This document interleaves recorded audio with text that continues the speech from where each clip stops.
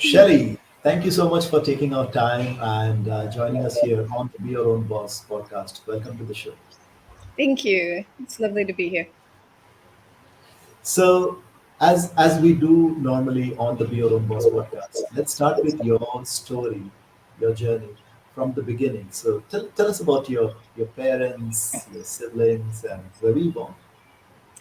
Okay, so I was born in Northern California, and I have one sister who's who's no longer with us, but she was 14 months younger than me. But she was we were quite close until we got to be teenagers, and then we just fought. But it's funny because we were totally opposite. Like I was very much into punk and classical music, and she was in country western, and she was a big blonde girl, and I was like this skinny little brown haired girl, and we were just like totally opposite. But um yeah, and then when we grew up, she was super right wing and I was super left wing, so we were just always opposite.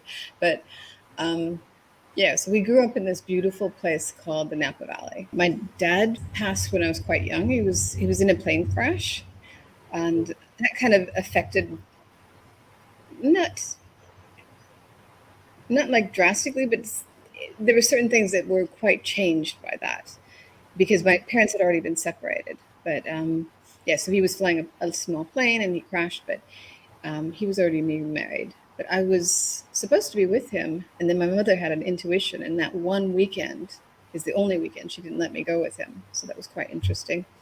But yeah, I mean, it was. She did what she could because she knew like she was the only parent. I had a stepfather by then, but she really tried to compensate for that. And we had a really nice childhood. It was mostly a lot of outdoors, a lot of camping, a lot of playing.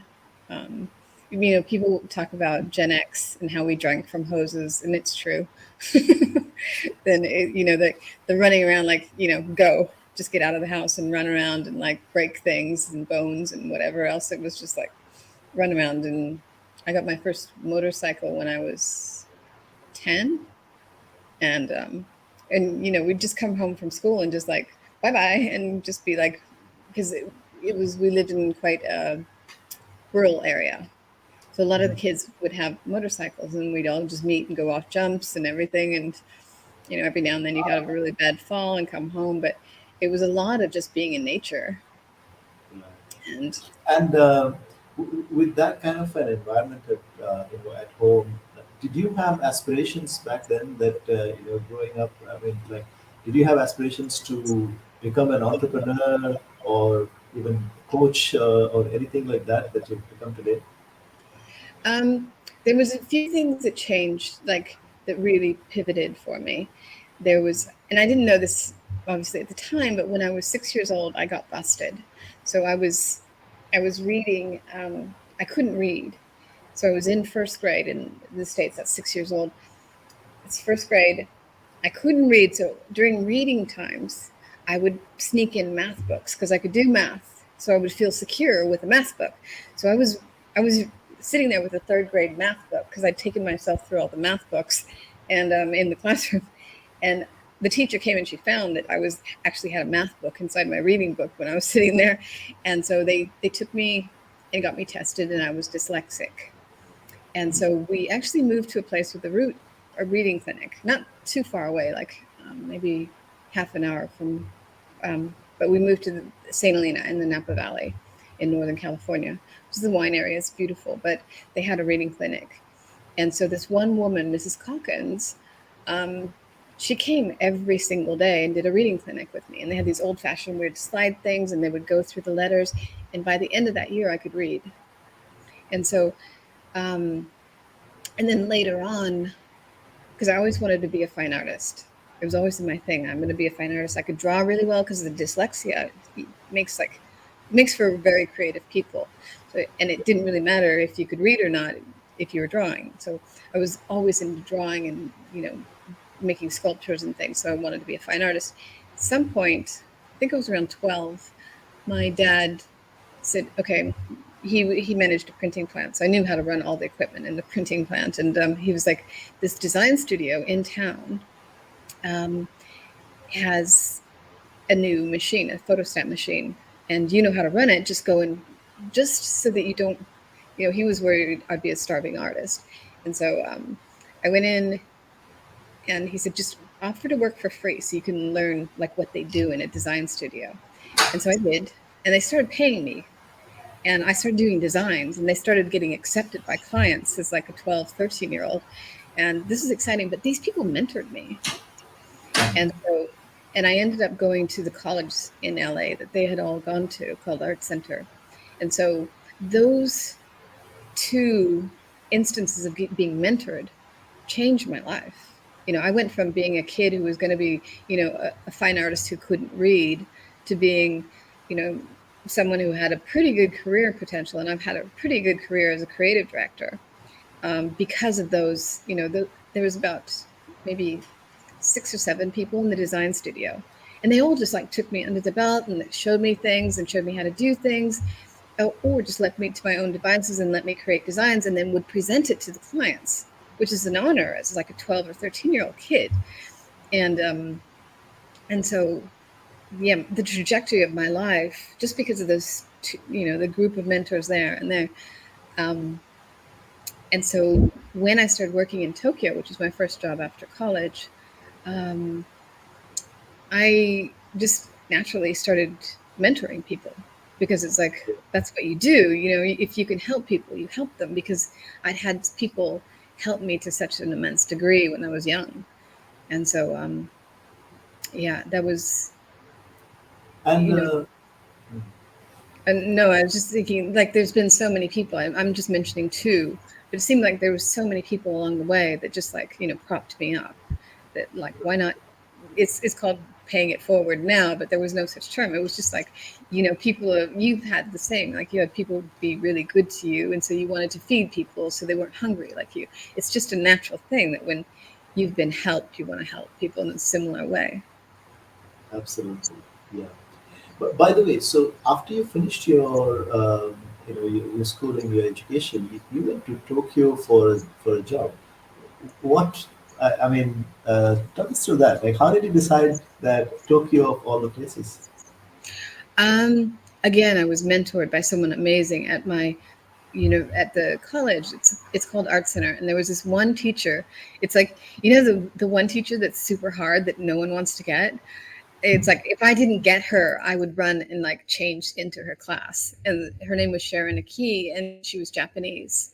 And and I also had a Japanese boyfriend when I was in college, and they exposed me to like because I'd gone to Europe. I traveled around Europe in between high school and college. So I went and traveling's always been in my blood. Like I've always loved traveling. But I'd gone throughout Europe, just hitting every museum I could. Like I was just this like sponge for anything art related. So by the time I got to college, I had a pretty good understanding of the concepts behind Western um, art, Western design, Western ideology. But the stuff that was coming out of Japan right at that time was just crazy. There was Kurosawa, there was Iko Tanaka was a designer, and these people were just doing amazing things. And so I was exposed to that through these two people, and her her work ethic. Like she would drive people. People would be crying and getting under tables because she was just so hard, and I was just like, this is great, and and so, yeah, I applied to a bunch of alumni from that school that were in Tokyo. So I went to Tokyo, and at the time, they can't really say no because I'm not sending them digital files. I'm sending them slides, which were expensive. So I'm sending them a portfolio of slides, so they kind of have to see me. And so I went and I met with some people, and I got hired by someone. So that's how I ended up going there. And it was funny because my first job was with a company that did interior design, but then they had a side thing that did graphics, and their interior design was mostly for big hotels. So they were helping design like the Hilton. They just finished the Hilton in Kyoto when I got there, and they'd started building the Tokyo Bay Hilton, which is near Tokyo Disneyland. And so I did all the logos for all the food and beverage outlets. I was going out there and I was art directing all the food styling and everything for all the menus. I designed all the menus. It was like a pretty cool job as your first one out of school Yeah. to, and I'm meeting the head of, you know, Hilton International as this like, little 20-year-old kid, and it was a pretty great responsibility. And again, I had two staff that Hmm. were working with me, and so I had to learn Japanese so that I could mentor them. And it was funny because all the things that I'd wanted to do and be and see in Japan, like all these crazy concepts, it was like the top percent. So like if you worked for Iko Tanaka or Kurosawa, you would essentially be making rice for the first 10 years before you get to catch the sushi kind of thing. You know, you don't get near the master for until you've done the grunt work for ages. And so I ended up working in a normal studio, and um, there was much more of a copy ethic. And so naze is why in Japanese. And so I would see someone and they would be doing like the top of the world restaurant, and they'd have like this racing. This has literally happened. This guy was looking at a racing magazine and copying the design for a menu for the top of the world, which is like a really high class restaurant. And I was like, naze, naze. And he's like, it looks cool, basically. In Japanese, he was saying, but it looks great. It's like, it looks great, but the context is wrong. And so I was trying to teach them about like, you can't just copy, you have to know the context and make the design fit the context. And so that was an interesting journey there. And then I traveled around Asia for a year plus, and then I lived in Stockholm, and then I moved back to Tokyo. And that was interesting because by the time I'd moved back to Tokyo, it went from kind of a very innocent existence to an existence that had rave parties and techno, and it was just like it had exploded like so. You mean the city had changed? Yeah, it's where the scene that I was in was had changed. Yeah. So Right. I was the art director for Japan Airlines in flight magazine. I was art director for special magazines for Nikkei Weekly and about maybe 8 magazines I was art director for. So I was constantly busy. I was like super work hard, play hard. That I was in the clubs on the weekends, and it was really just like absolute chaos. It was an interesting time to be in Tokyo because there was a lot of freedom, and so people were really taking advantage of it, and there was a lot of money floating around and stuff. So it was a kind of wild time. When did you move to Hong Kong, and what was that? What brought you to Hong Kong? Okay, well, I just mentioned that I had traveled around Asia and Right. Europe some, and when I was in China, I met someone, and then we kind of kept in touch, and then when I was like transitioning from Stockholm back to Tokyo, I stopped and I saw him, and so we kind of got together at some point. And then when I left after Tokyo, I was briefly in Paris, and then back to the States, and then I got in touch with him, and he was in the States, and so we moved in together. And he was British. We decided, since we'd met in China, we both loved Asia. Let's go back before the handover. And so he was British, so he could get a visa easily because it was still a British colony. And then I came a few months later. When you moved to Hong Kong, did you take up a job or did you start your own business? What was your life like in Hong Kong? Yeah, so I moved here in the beginning of '96, and I remember like going down to the bank and actually making the transfer to set up our limited company. Um, and so that was called Pure Goodness Limited, and it was a web development company. And so my boyfriend was a programmer, and I'm a designer, creative director. So it just seemed logical. Let's try this. So I had a job with Star TV, and I think he was actually programming nuclear power plants in the States, but he was doing it remotely. And so, I mean, he was super geek. And so, Wow, yeah, working remotely in '96. That was like, yeah, it's funny because there's these fold up little rattan, um, beach mats. They're like this kind of thing that they fold out, and they fold out into like a full towel sized beach mat. And he used to call it his llama briefcase because he would sit on the beach, like sitting there coding on the beach. Yeah, an original digital nomad. Yeah.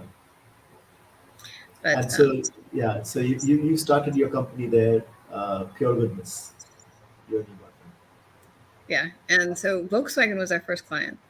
So basically, I think because I started putting little tiny ads. I got excited about like banner ads, like, ooh, this stuff is new. Let's try some banner ads. And I put out banner ads that we were creating websites, and so people started contacting us. And one of them was Volkswagen Asia Pacific, and they wanted their website done, their first website.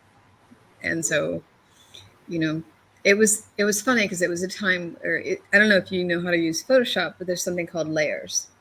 So you put things into a layer and you can move them around and it doesn't affect the other layers. But then they didn't have layers. So you put something into Photoshop and it just stayed there. So if the client said like move, you know, the logo over, you had to start everything all over again. And then, my boyfriend would have to cut up the image and program it all over again. So it was it was an interesting process because it was very labor intensive, and he couldn't do anything without me. So he'd have to wait for me to get home from work, and then tell me what the changes I need to make, and then he'd start cutting it up.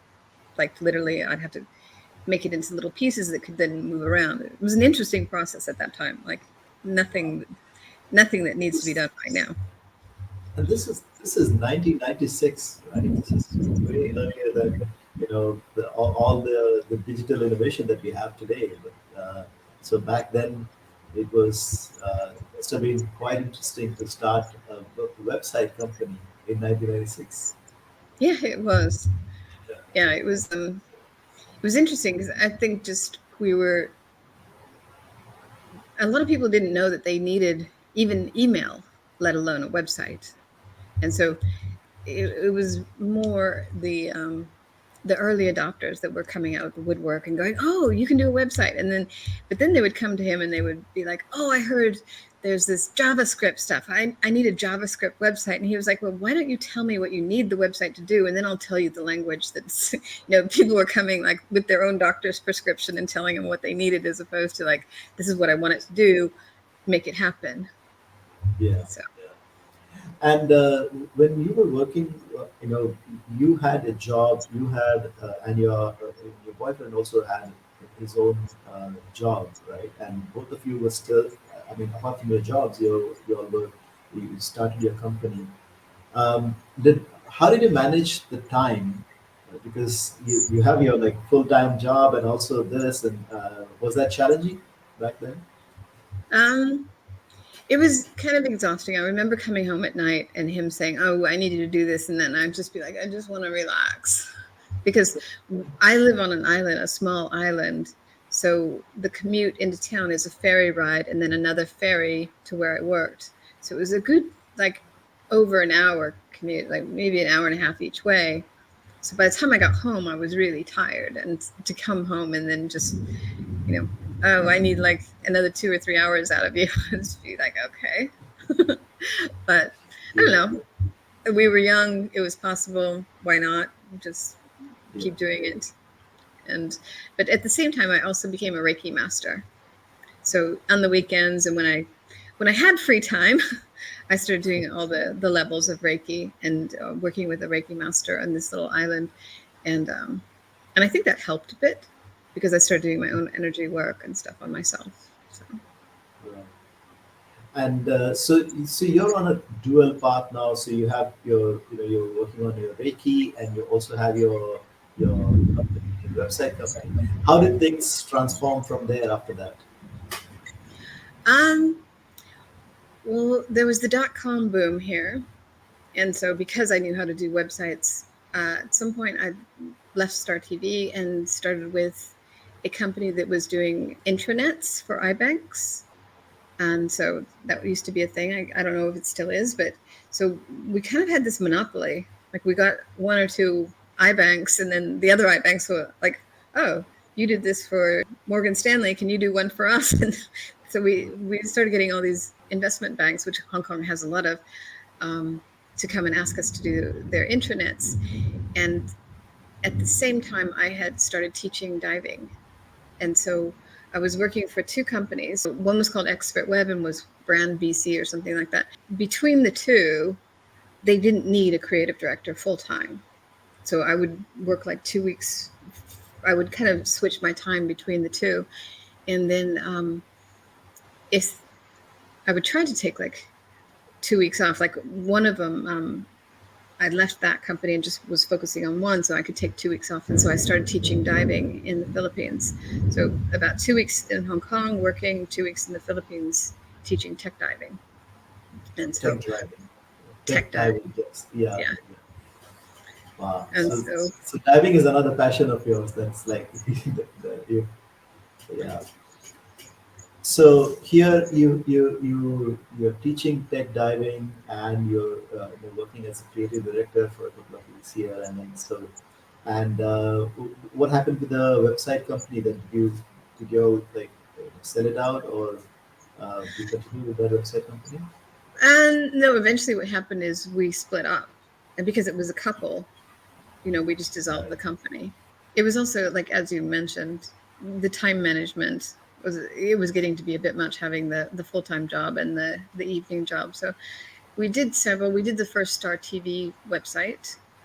Um, I mean, I was working for Star TV, but like kind of working with him in the evenings to get that done. And so, um, yeah, it was an interesting time. I was certainly working a lot. And then what was your next move? How did you move into the coaching side that you're doing now?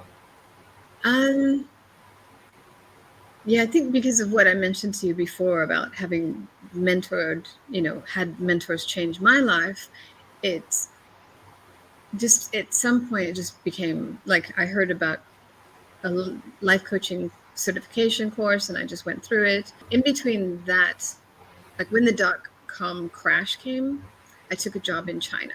So I was working in China. Um, and that was interesting. It was quite an interesting experience. But I would come home for the weekends, so I would live up there. They got me an apartment, and that was very interesting. And then, um, and then I was working as the regional brand manager for an Australian multinational. Um, and so they were a project development company. So they were building up Dubai. They were doing a lot of infrastructure, tunnels, highways, freeways. So I was flying around, and that's when I don't know if it's when I first went to India, but yeah, I had to do a lot of like corporate identity training, branding training at our offices in the major cities in India, going around throughout Asia, but India, Dubai as well, Qatar, and um, and then when the financial crisis hit, then I was made redundant along with a lot of the expats, and so that's when I did my MBA. And that's when I started my own company, Brand Catalyst Limited. That kind of segued into having the digital marketing company. Yeah. Um, And and then, I want to touch upon the point that we were discussing before we started the interview. We were discussing about like sometimes being your own boss is not a choice. It's like it just happens, right? In yeah, your case, you wanted to take up a job, right? yeah. Well, what happened was I did the MBA. I was running my own company, and then when the economy started picking up after the financial crisis, I started looking for jobs, and they just said I was overqualified. So I had to be my own boss Yeah. because corporate was not so much an option anymore.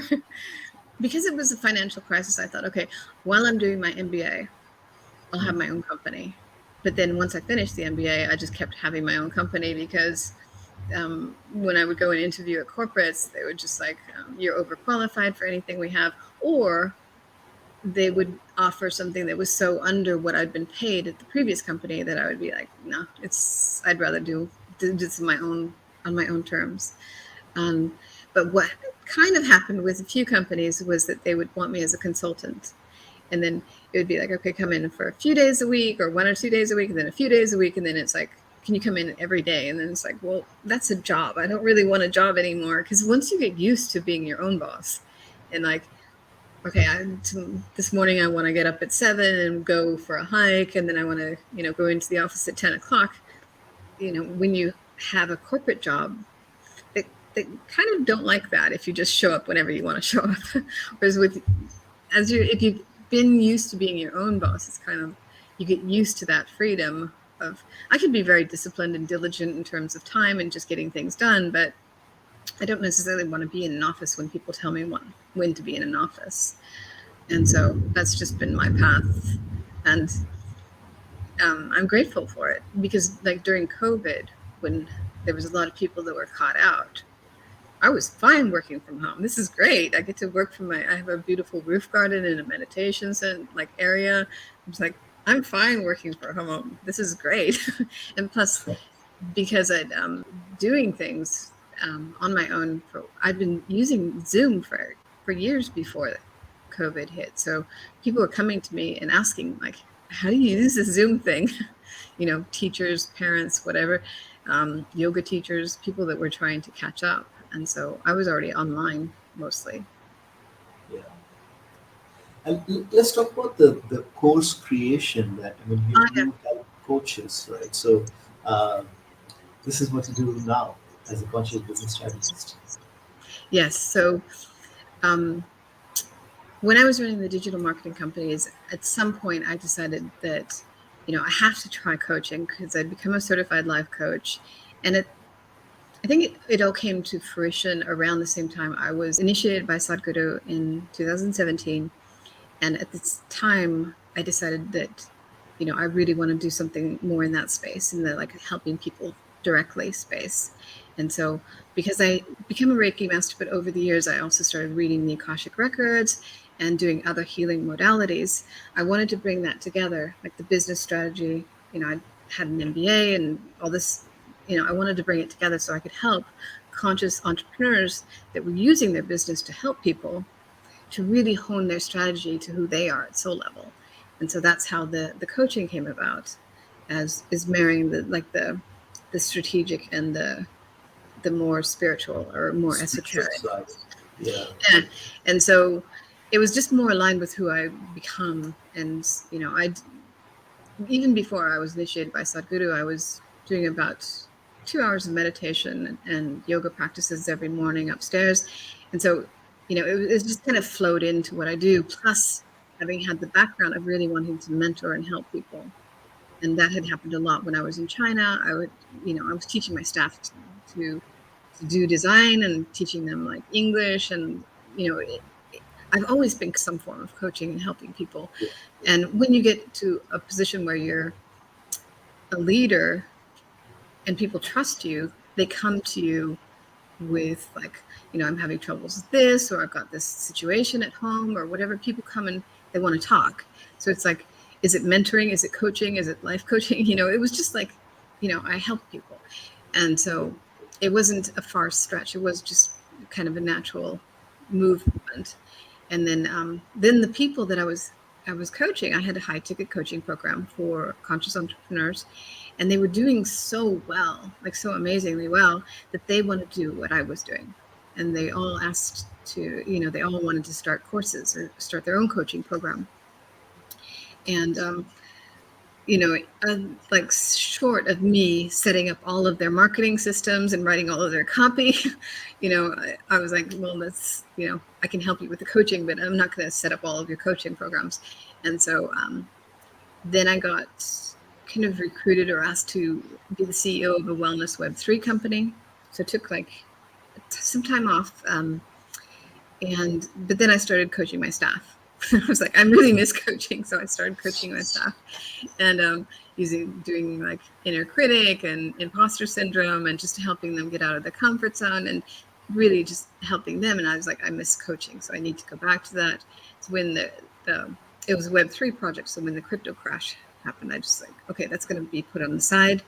I created like 8 21-day healing quests, which are in an app. It's called Zenful. And so that's just is until the markets go back up. But yeah, so when I came back to coaching, I was like, the biggest way that I can make an impact and help people is with course creation. Because, I'd started 25 years ago setting up diving courses, creating diving courses, social media courses. I've taught so many different kinds of courses. So it's really easy. Plus I know all the tech behind it. I can build landing pages and funnels, you know, it's super easy for me. So I'll do that. And I found some software that helps write all the copy. And now with AI, it's really helpful. So there's so many things that all came together. I was like, this is something where I could really help people, help coaches. Because when I was creating my first coaching program, I was in a coaching program where I would see the other coaches and they didn't know how to write copy. They were really uncomfortable with tech. They were coaches, they weren't marketers. And so I thought, okay, how could I take away that pain? If I could find a system that could write all the copy as you create your course, all the headlines, hooks, video sales letters, all of these things, and then I could guide people how to create funnels and nurture them through that part. That could be where I could have the most impact. And so that's what I do now. And it's really, I was telling you this before, it's so fulfilling. I've got course creators now that when they came, they were just like, this is such a big idea. And now they're launching, they're beta launching. They're like, this is so amazing. Because I kept saying, you're closer than you think.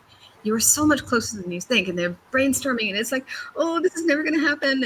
And then now they're launching. And it's just so rewarding seeing them. And they're beaming when they talk about it. There's this one woman, she just finished her first 4-day challenge.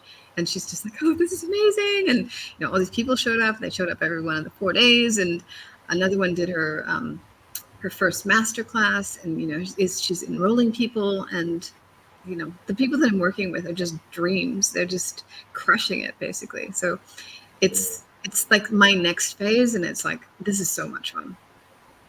Yeah, and you're creating an impact, right? You're creating a huge impact in their lives by helping them create the content, create the course, and then they're crushing it. Yeah. Yeah. So the course program is called Quantum Course Creation. And Yes. yeah. And so my previous coaching program had been like Quantum Shift, because I was moving these entrepreneurs and they were having like quantum shifts because I was using the Akashic records. So I just kept with that because I can get people to, at a relatively quick pace, like within 3 months, they can have a high ticket course. And one of these people I knew from a while ago, and she's quite young, like in her late 20s. And she's now at the point where she can have, easy 10K months by, selling a few courses. And this is was unfathomable to her a few months. She started in February, but and she's just like, kind of in an I don't believe this is happening kind of phase. Mhm.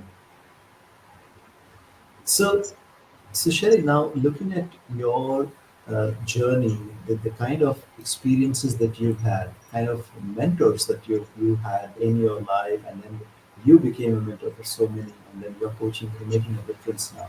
With these experiences and maybe there are some mistakes that you must have made. Um, what would be your advice to people who are just getting started now, the aspiring entrepreneurs who would like to become entrepreneurs? What's your advice for them? Um, if you're going to have a business partner, really get to know them well, because that person's going to be a big part of your life. And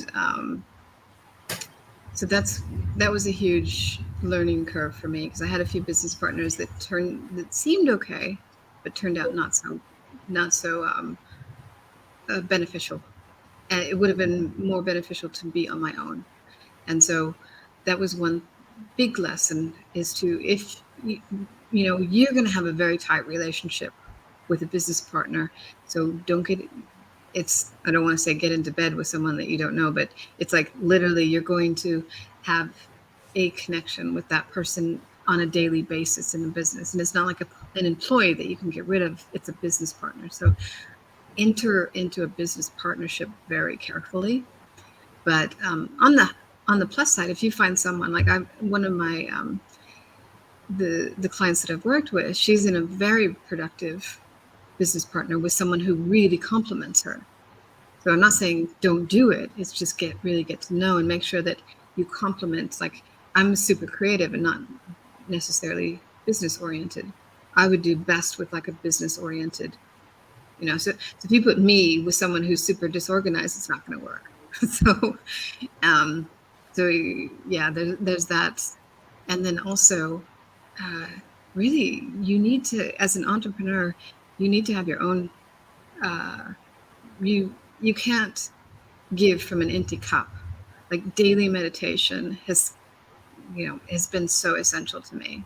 And um and I'm not preaching that everyone gets devoted to a guru, or gets religious or whatever. I'm just saying that some form of self like practice is really good. And meditation is an obvious one, but other people, it might be like, I go for a walk most evenings when it's not raining. I go for a long walk in nature. I start my mornings in meditation. I go for a long walk in nature. Those replenish me to the point where I can work pretty diligently.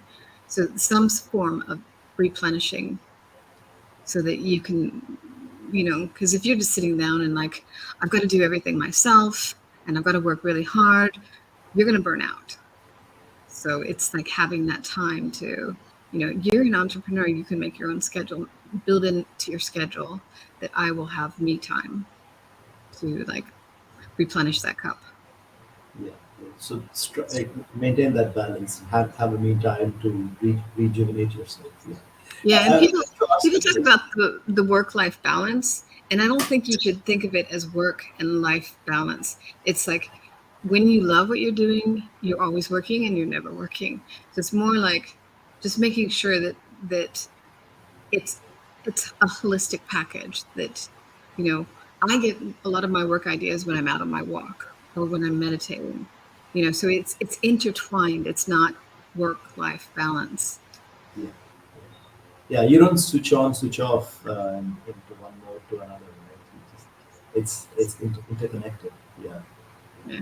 And this is one of the things I wanted to ask, and I think you kind of touched upon that. So, when looking at the way you've overcome challenges in your life and the way you have, your life has turned out, right?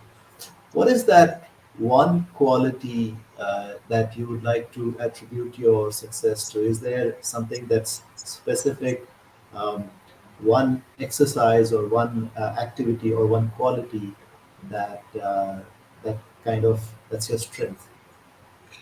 Have you heard of Man's Search for Meaning by Viktor Frankl? It's a book. And he was a Holocaust victim. And his whole thing was in that book. And, his philosophy was, the outside is happening good or bad. It's your take on it is the important thing. He was a Holocaust victim and he survived because he chose to think, okay, that's happening outside. What can I do inside? So it's more that internal resilience of just, I can handle what's on the outside as long as the inside is okay. Yeah. Yes, so be more rooted inside, and your strength comes from within. Yeah, and just like, it's a storm today. Does that mean me, sad? No, it's like it is as it is. And I read somewhere recently that if people can say it is as it is and just deal with it, they're going to do much better, because it is. It literally is as it is. You can't like Absolutely. change Yeah. as it is. So let's just go, okay, it is as it is. What can we do with it? Well, yeah, and if there is a storm outside, you can't change it, but you can get on the Be Your Own Boss podcast and do an interview. Yes. Yeah, Yeah, hopefully the lightning wasn't too disturbing. that's fine. And we get to experience the Hong Kong weather from here. Yeah. Yeah. So I'd like to also ask you about about looking at your journey. Is there anyone that you would like to, any one person that you would like to give the credit to for your success? My mom, my grandma, the people that just said, like, I just want you to be happy, just do what you want. I was never told you must get married, you must have kids, you must do this, you must do that. I'm married now, but I didn't want to most of my life. Like, we've been together 16 years, but it wasn't like I was pressured at any point to get married, to have children, or it was just go do what you want. By the time I was 24, I'd been in 24 countries. I've always just traveled and done what I wanted. My paternal father, he was very supportive of whatever I wanted to do. Even when I was, a little kid, he didn't say, "You're a girl, you're supposed to wear dresses." It was just like, do what you want, climb trees, go whatever. So having their support to just like follow my own whatever. And my The husband's the same. freedom. He will like, I'll just say like, okay, like in a few weeks I'm going to Fiji. And I'm like, sweetie, I'm going to Fiji. He's like, okay, have fun. Yeah, it's like Yeah. I've had a lot of people that support like just me going to my parents like, okay, I'm moving to Tokyo, and they're like, okay, you know, do what you want. As long Yeah. as I think as long as you're following your heart and there's people that there support you in that direction, you'll, Yeah. it's nice. A lot of people don't have that support, and I didn't really know that until I got to college, and because I was at a commercial arts school, and people told me, their parents weren't supporting them. They didn't want them to do that. In Asia, a lot of people want their kids to be doctors or lawyers, and they don't really Or support them. engineers. Yeah. Yeah, and so or engineers, yeah, and Yeah. so it's like having that support. Maybe it's not your parents, maybe it's your aunt or an uncle or something, but someone that's like your cheerleader is really important. Absolutely. So, Shelley, for the audience, the people who are watching this, listening to this, those who would like to benefit from the services that you offer as a coach, as content creator, as a course creator, what's the best way for people to reach out to you? Shelley.com. That's my Shelley.com. web. That's my That's website. easy. Nice. That's all Um, right. So, yeah. yeah, I have a Facebook group. It's called High Ticket Mastery for Conscious Coaches. So they could join that, High Ticket Mastery for Conscious Coaches, or they could go to Shelley.com and reach out to me there. Right. And if I understand right, your focus is on entrepreneurs, on businesses that are making an impact in the world, right? And and you're helping them Yes. with that impact. Yeah, so it's more conscious coaches, conscious consultants, people that are more in the space of helping other people, light workers, healers, wellness experts, experts that essentially want to productize their wisdom and share that with people.